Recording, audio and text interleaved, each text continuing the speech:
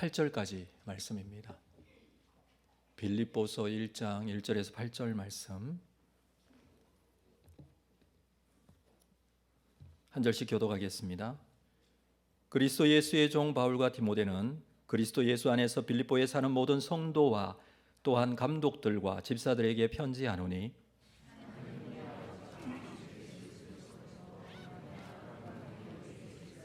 내가 너희를 생각할 때마다 나의 하나님께 감사하며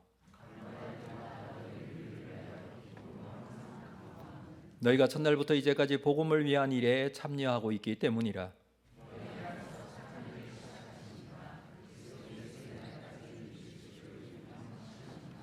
내가 너희 무리를 위하여 이와 같이 생각하는 것이 마땅하니 이는 너희가 내 마음에 있음이며 나의 매임과 복음을 변명함과 확정함에 너희가 다 나와 함께 은혜에 참여한 자가 됨이라.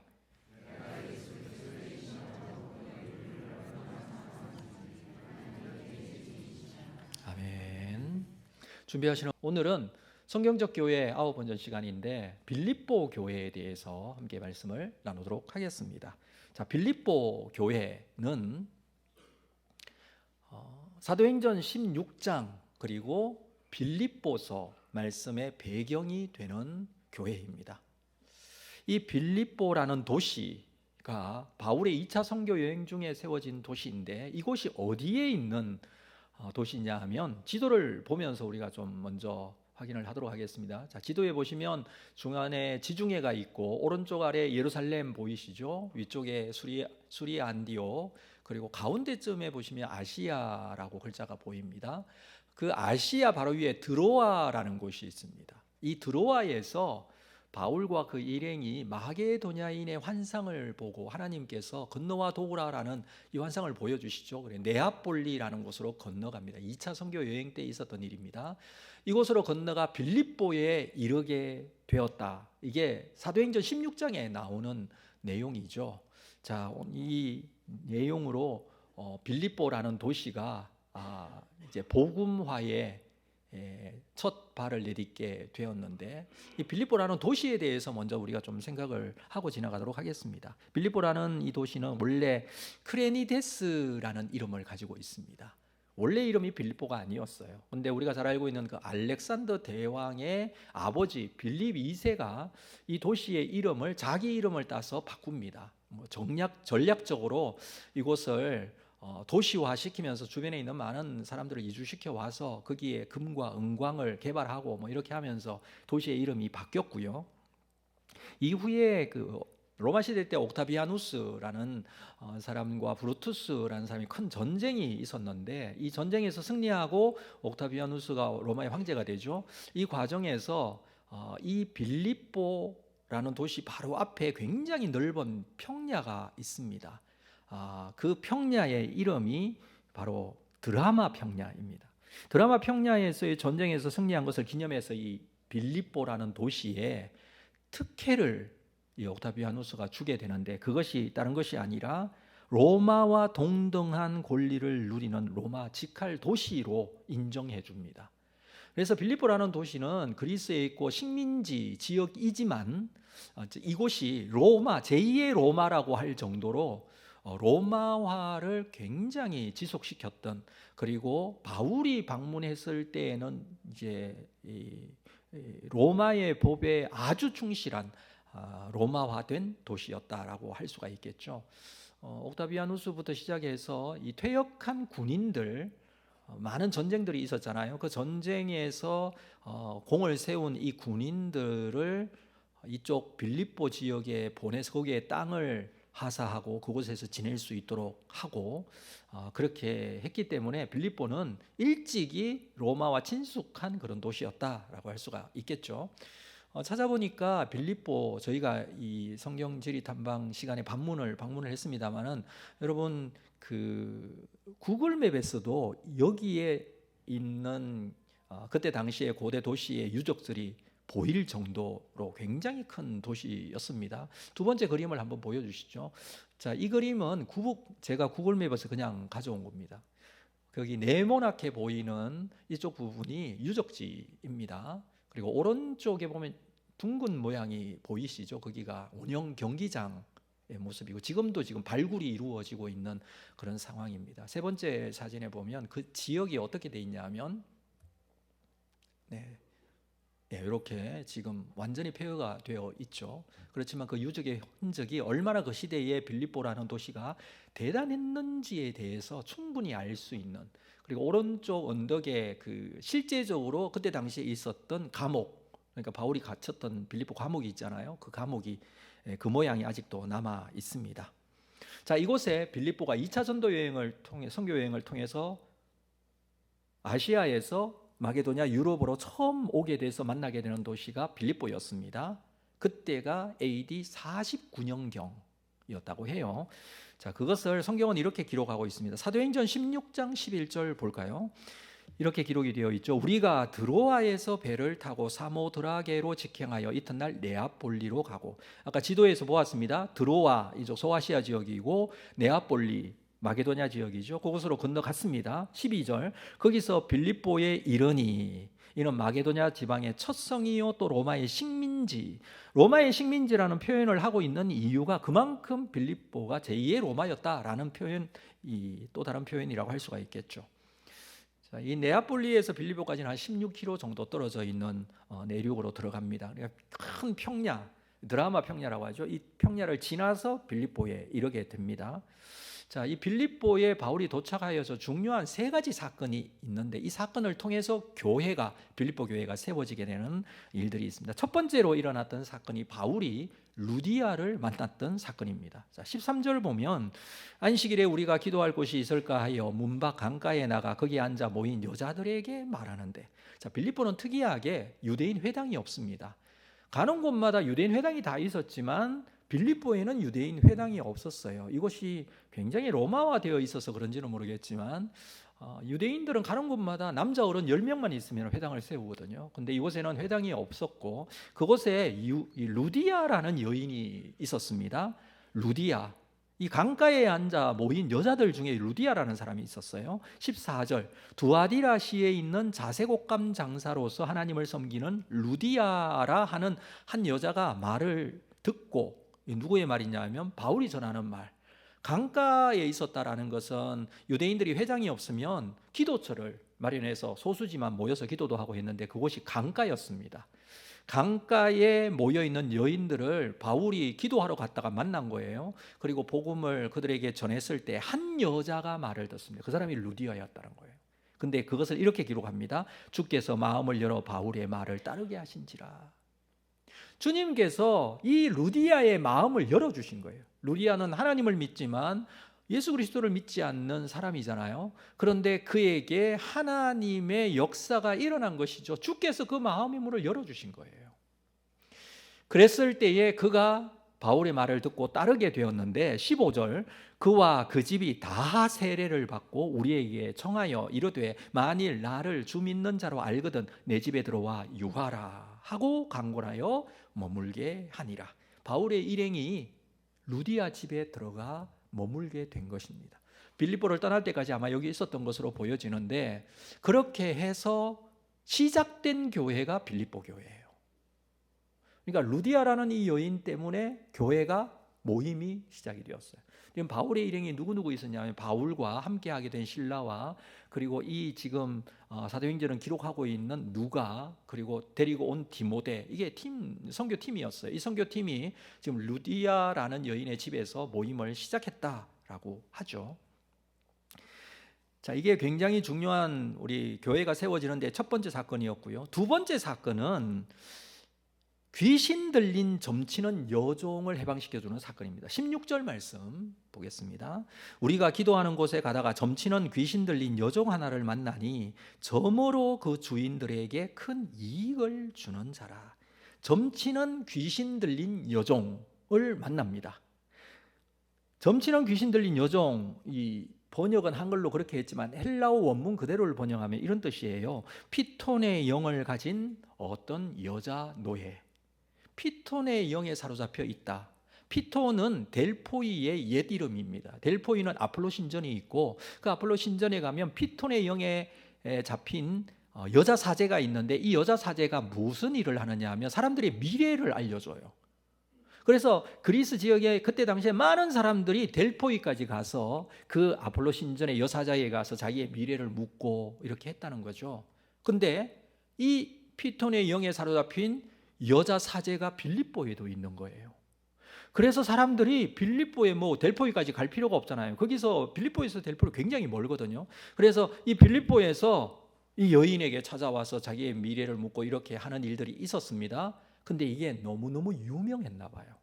이 여인 때문에 많은 돈을 버는 사람들이 있었습니다. 이게 이 여인이 노예였기 때문에 이 노예를 주인으로 둔 사람들이 있었는데 이 주인으로 둔 사람들이 많은 돈을 벌고 있었다는 것은 이 여인이 굉장히 유명한 사람이었어요. 그런데 문제가 생깁니다. 17절 볼까요? 그가 바울과 우리를 따라와 소리 질러 이르되 이 사람들은 지극히 높은 하나님의 종으로서 구원의 길을 너희에게 전하는 자라. 이 귀신 들린 여자가 바울 일행을 따라다니면서 이렇게 소리를 지르면서 말합니다. 이 사람들은 지극히 높은 하나님의 종이다. 구원의 길을 너희에게 전하는 자다. 실제적으로 귀신 들렸는데 이게 가짜가 아니에요. 진짜예요. 실제적으로 진짜 귀신이기 때문에 귀신도 하나님은 알아보고 구원의 길은 알죠. 문제는 믿지 않는 게 문제죠. 알고 모르고의 문제가 아니잖아요. 믿지 않기 때문에 이 귀신이 사탄이 이 구원의 길을 방해하고 그런데 여기에 사로잡힌 이 여인이 사도 이렇게 자꾸 소리질러 대니 18절 볼까요? 이같이 여러 날을 하는지라 바울이 심히 괴로워서 돌이켜 그 귀신에게 이르되 예수 그리스도의 이름으로 내가 네게 명하노니 그에게서 나오라 하니 귀신이 즉시 나오니라. 이 귀신을 쫓아냅니다. 여인은 귀신으로부터 해방되기는 하지만 문제가 생겼어요. 더 이상 예언할 수가 없기 때문에 돈을 벌 수 없는 주인들, 이 주인들이 화가 나서 바울을 고발합니다. 고위 관료들에게 고발하는데 바울이 붙들려서 매맞고 발에 착고가 차이고 감옥에 갇히게 됩니다. 이게 빌립보 감옥의 사건이에요. 세 번째 사건은 빌립보 감옥 사건이에요. 바울과 실라가 감옥에 갇히게 되고 감옥에 갇힌 바울과 실라가 한밤중이 되어서 오히려 그 감옥에서 찬송하고 기도하는 모습이 소리가 들리는데 그 밤중에 옥터가 흔들리고 옥문이 열리고 막 이렇게 돼요. 죄수들이 탈출하기 너무 좋은 조건이 된 거예요. 간수가 자다가 일어나서 너무 깜짝 놀랍니다. 문이 달려 열려 있으니까 자결하려고 하죠. 그때 바울이 소리칩니다. 몸을 상하게 하지 말라고. 우리 다 여기 있다고. 이 간수가 너무 놀라요. 어떻게 도망가지 않고 여기 다 있지? 왜냐하면 거기에는 사형당할 사람들도 있는데 내일이면 사형을 당해야 되는데 거기 다 있으니까 너무 놀란 거예요. 그래서 그가 이렇게 말합니다. 선생님들이 어찌하여 내가 구원을 받을 수 있겠습니까? 무릎을 꿇고 엎드려 선생들이요. 이 선생들이라고 번역했지만 이 말이 주님이라는 뜻이거든요. 퀴리오스, 주님, 어떻게 이런 일이 있을 수 있습니까? 이 사건을 통해서 간수가 하나님을 만난 거예요. 하나님이 살아계시다면 이 놀라운 일들이 어떻게 가능하겠습니까? 그때 바울이 정말 유명한 말을 해요. 주는 그리스도, 주 예수를 믿어라. 그러면 너와 내 집이 구원을 얻으리라. 우리가 많이 만나게 되는 그 구절이 여기 있어요. 바울이 그 말을 합니다. 그 말을 듣고 이 간수가 예수를 믿고 구원을 받습니다. 온 가족이 세례를 받고 함께 빌립보 교회의 교인이 됩니다. 자, 세 가지 사건이 있었다 그랬는데 루디아 그리고 귀신 들린 여종, 이 감옥 바울의 빌립보 감옥 사건으로 인해서 빌립보 교인이 초창기의 교인이 이 세 사람을 중심으로 교회가 형성이 되고 세워졌어요. 이게 빌립보 교회의 출발이었다는 것이죠. 자, 바울이 빌립보를 결국 떠나게 됩니다.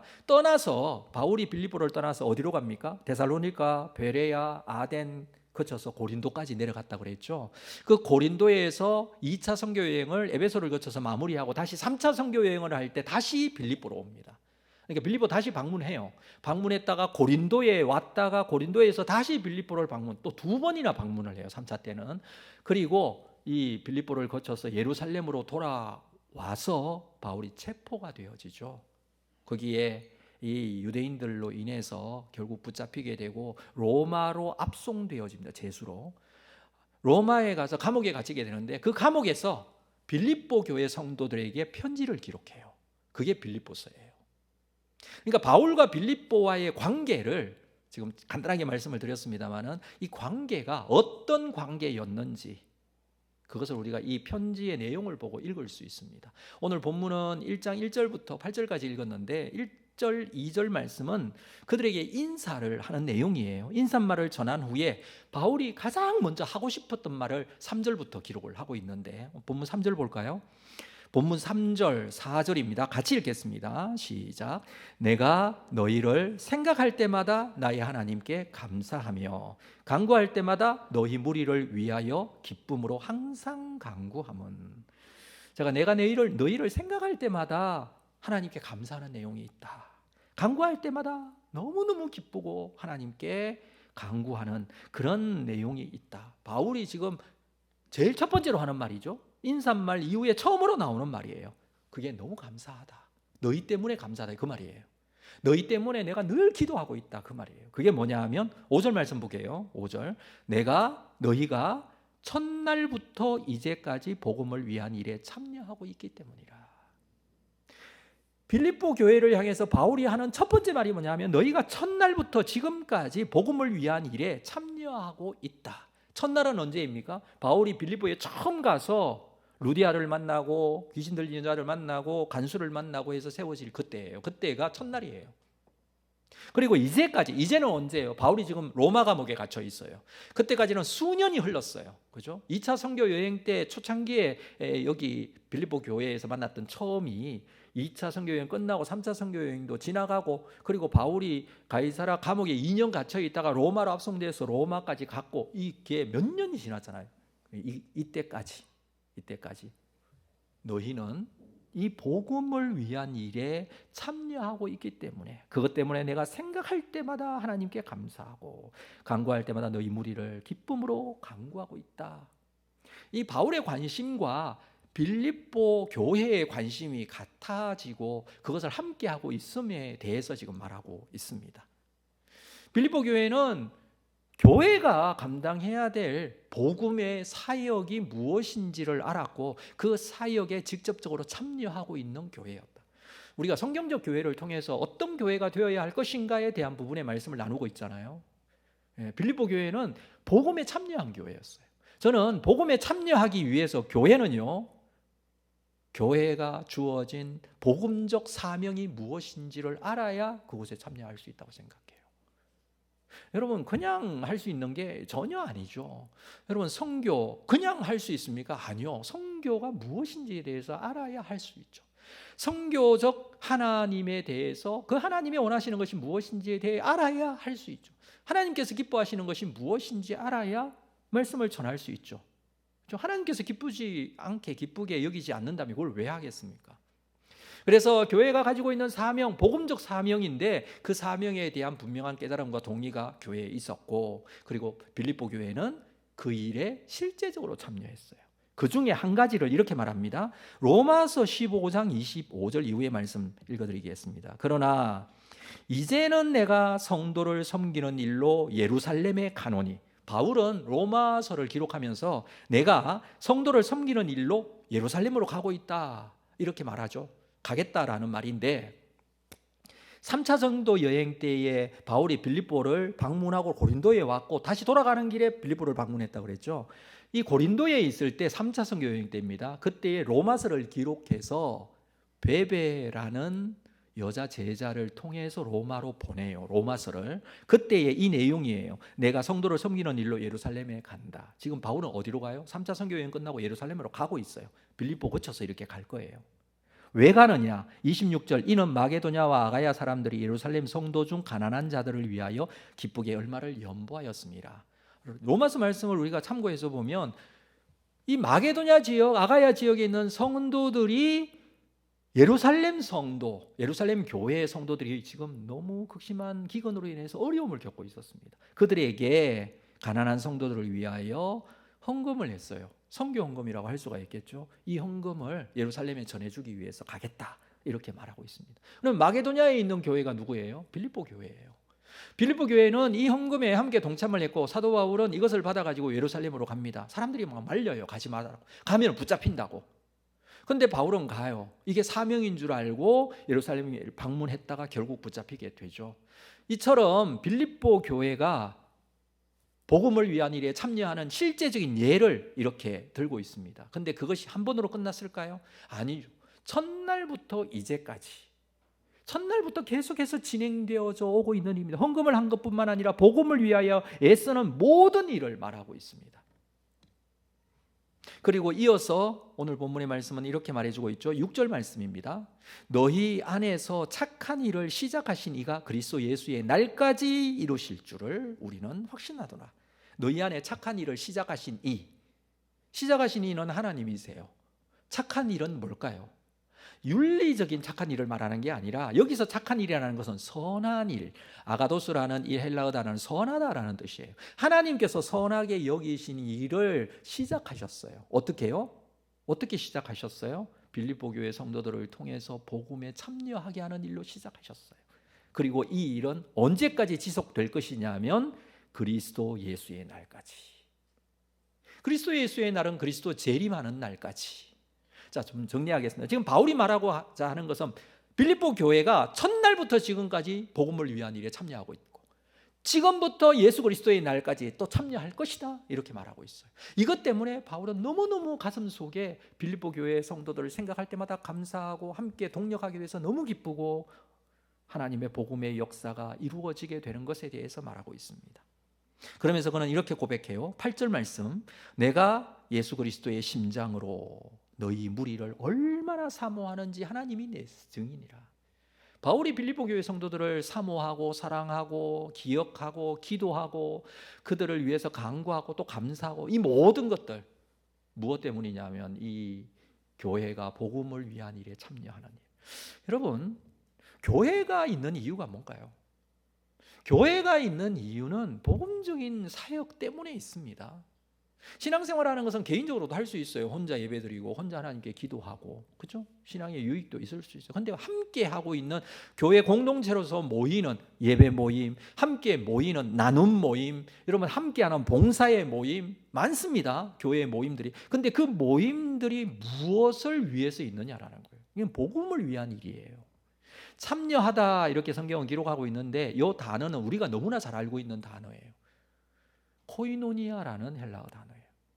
이 단어는 우리가 흔히 교제하다라는 뜻으로 알고 있잖아요. 그래서 서로 교제하고 나누고 뭐 친목도 뭐 하듯이 이렇게 생각하지만 사실 이 코이노니아라는 단어는 그것보다 더 중요한 의미가 있는데 참여하다, 구제하다 이런 뜻도 담겨 있어요. 그러니까 나눔이라는 것이 참여하고 있는 것이 서로 성도들이 함께 한다라는 그런 의미입니다. 우리가 함께하는 예배 시간도 마찬가지, 우리가 함께하는 사랑방 모임도 마찬가지, 교회가 모이는 이유, 교회가 함께하는 이유, 함께 기도하는 이유, 한 영혼 한 영혼이 바르게 세워져야 될 이유, 복음의 일에 참여하기 위해서다. 그걸 위해서 서로 코이노니아 하는 겁니다. 서로 교제하고 함께하는 것이죠. 그래서 바울은 이 교제가 자기 자신과 이 빌립보 교회 성도들과의 교제가 이루어지고 있는 거예요. 코이노니아가 이루어지는 거예요. 나도 참여하고 너희들도 참여하고. 근데 우리가 이 복음적인 사역에 참여하는 것 아니면 무엇에 참여하겠습니까? 다른 좋지 않은 일에 참여해서는 안 되겠죠. 하나님의 복음의 사역에 참여하는 것이 우리에게 정말 필요합니다.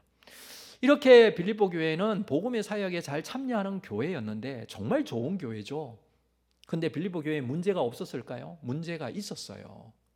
예루살렘 교회도 문제가 있었고 고린도 교회도 문제가 있었잖아요. 이 교회도 문제가 있었어요. 그 문제 한번 볼까요? 빌립보서 4장 2절 말씀. 빌립보서 4장에 나오는 내용을 보겠습니다. 빌립보서 마지막 부분에서 바울은 이렇게 말합니다. 내가 유오디아를 권하고 순두개를 권하노니 주 안에서 같은 마음을 품어라. 유오디아, 순두개 여자 이름이에요. 그러니까 빌립보 교회의 여성도 두 사람을 지금 말하고 있는 거예요. 유오디아라는 여성도 순두개라는 여성도를 말하면서 두 사람은 주 안에서 같은 마음을 품어라. 무슨 뜻이냐면 두 사람이 다투고 있었어요. 관계가 좋지 않고 이 문제가 좀 심각해졌던 것 같아요. 지금 로마 감옥에 있는 바울에게까지 이 소식이 들려졌고 빌립보 교회는 너무너무 좋은 교회, 복음에 참여한 교회, 지금부터 첫날부터 지금까지 하고 있는 교회. 근데 지금 교회에 문제가 있다. 두 사람이 다투고 있다. 두 사람은 주 안에서 같은 마음을 품어요. 왜 같은 마음을 품고 왜 교회가 하나 되어야 되고 왜 한 목소리로 함께 예배를 드려야 됩니까? 굉장히 중요한 내용이에요. 각자의 개성이 있고 자기가 주장하는 바가 다르고 나름대로의 생각과 판단이 다 있고 그렇기 때문에 서로 하나 되는 것이 참 쉽지는 않은데 교회는 하나가 되어야 돼요. 그래서 주 안에서 같은 마음을 품으라고 합니다.